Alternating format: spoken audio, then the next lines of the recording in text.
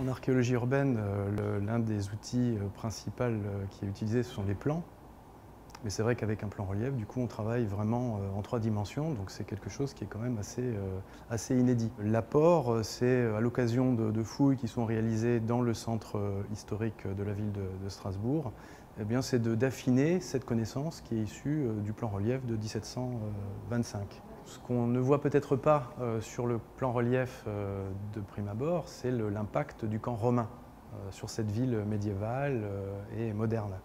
En fait, les fouilles ont montré que le camp romain avait une emprise sur la cité médiévale qui a laissé des marques importantes, et notamment à partir de rues qui signalent encore les axes principaux de ce camp romain. La 8e Légion, donc au début du IIe siècle, aménage un site sur une surface assez importante. Là, on est sur plusieurs hectares pour installer 6000 légionnaires.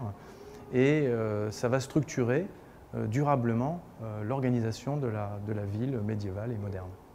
Curieusement, ce camp militaire de la 8e Légion n'a pas un rôle stratégique très important. On va dire au IIe siècle, on est déjà en position arrière par rapport à cette frontière de l'Empire romain, le Limès, mais qui se situe beaucoup plus au nord et à l'est.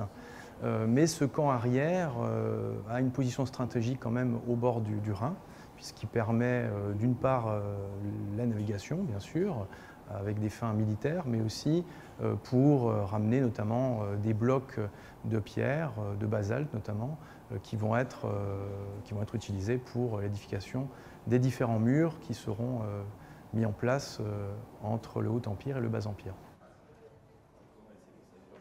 Ce qui est intéressant, c'est que ça va structurer durablement la cité, puisqu'on a déjà l'implantation notamment d'un faubourg, puisque le camp va attirer d'autres populations qui vont générer et accompagner le développement de cette cité, qui va devenir progressivement vraiment une ville. Donc on est passé d'une fortification en terre et en bois à une fortification en pierre, qui a été d'autant plus renforcée que le camp légionnaire va prendre une seconde importance avec le rapprochement de la frontière de l'Empire qui va être établi en 260 après Jésus-Christ au niveau du Rhin.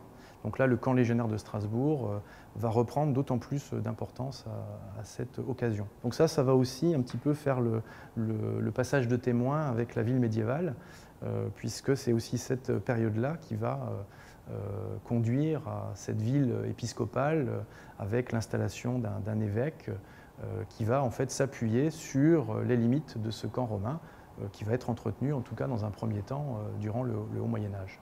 On a évoqué l'importance du camp romain dans l'origine de la cité médiévale, mais ensuite il y a la succession des systèmes défensifs jusqu'au XVIIIe et même XIXe siècle. Et donc on voit aussi, on arrive à suivre à partir du plan relief aussi ces différentes techniques de défense de la cité jusqu'au système Vauban. Qui là est vraiment très, très différent et très novateur. Le plan relief, c'est aussi le signe d'une certaine modernité à un moment donné. Ça correspond à une grande phase finalement d'enregistrement d'un existant, donc on l'a dit au début du XVIIIe siècle.